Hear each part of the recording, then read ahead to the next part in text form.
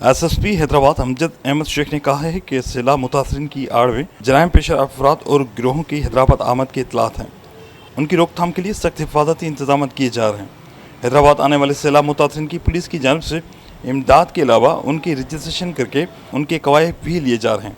सहाफ़ियों के मसाइल तरजीही बुनियादों पर हल किए जाएंगे, इन ख्यालात का इज़हार उन्होंने बुध को अपने दफ्तर में हैदराबाद यूनियन ऑफ जर्नलिस्ट दस्तूर के रहनुमाओं सैयद राहत अली काज़मी, तजम्मुल हुसैन खान, आरिफ कुरैशी और अली कुरैशी पर मुश्तमिल वफद से बातचीत करते हुए किया।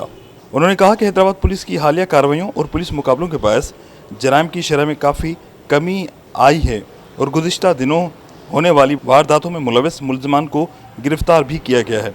SSP हैदराबाद ने कहा, IG सिंध दौरा के दौरान सैलाब मुतासरीन की इमदाद के लिए हैदराबाद पुलिस की जानिब से किए जाने वाले इक़दामात की तारीफ़ की। उन्होंने मुलाकात के दौरान हैदराबाद पुलिस की कारकर्दगी के हवाले से सहाफ़ियों से तबादला ख्याल किया। वफ़द की जानिब से बाज़ मसाइल की निशानदही पर फौरी मुतल्लिका थानों को हिदायत जारी की।